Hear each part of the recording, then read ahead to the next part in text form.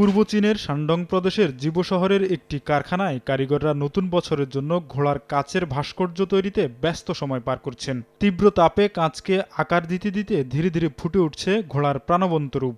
এর মধ্যে কাচের তৈরি দোলনা ঘোড়া বিশেষভাবে জনপ্রিয়। এর দেহে রংধনুর ধনুকের মতো বৃত্তাকার নকশা, যা নতুন বছরকে শুভকামনা জানায়। 17 ফেব্রুয়ারি শুরু হতে যাচ্ছে চীনা চন্দ্রপঞ্জিকায় নতুন বছর। চীনা সংস্কৃতিতে নির্ধারিত 12টি প্রাণী থেকে একটিকে বর্ষ প্রতীক ধরা হয়। এবারের প্রতীক ঘোড়া। ঐতিহ্যবাহী ও আধুনিক নান্দনিকতার মিশেলে চলছে নতুন বছরকে বরণের নানা আয়োজন। এই ঢেউয়ের সঙ্গে গা ভাসিয়ে এগিয়ে চলেছে সাংস্কৃতিক ও সৃজনশীল পণ্যের বাজার, যা ভোক্তাদের মধ্যে নতুন উদ্দীপনার সৃষ্টি করেছে।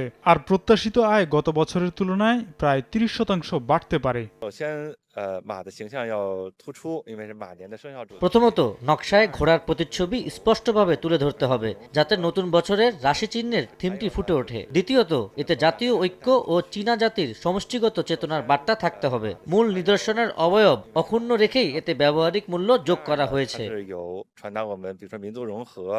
বেইজিংয়ের গ্র্যান্ড ক্যানাল মিউজিয়াম তাদের সংগ্রহ থেকে অনুপ্রাণিত হয়ে প্রায় 100 ধরনের ঘোড়ার আকৃতি সাংস্কৃতিক পণ্য উন্মোচন করেছে। এসব পণ্য অল্প সময়ে বিপুল সংখ্যক ক্রেতাকে আকৃষ্ট করছে। মধ্য চীনের হেনান প্রদেশের ঝাংজৌতে জাতীয় অমৃত সাংস্কৃতিক ঐতিহ্য অভিজ্ঞতা কেন্দ্রের কারিগররা নতুন বছরকে কেন্দ্র করে বৈচিত্র্যপূর্ণ একগুচ্ছ পণ্য তৈরি করছেন। এতে 3 রঙের গ্লেস মৃৎশিল্প, মাটির পুতুল ও লোকজ বস্ত্রশিল্পের মতো ঐতিহ্যবাহী কৌশল যুক্ত করা হয়েছে।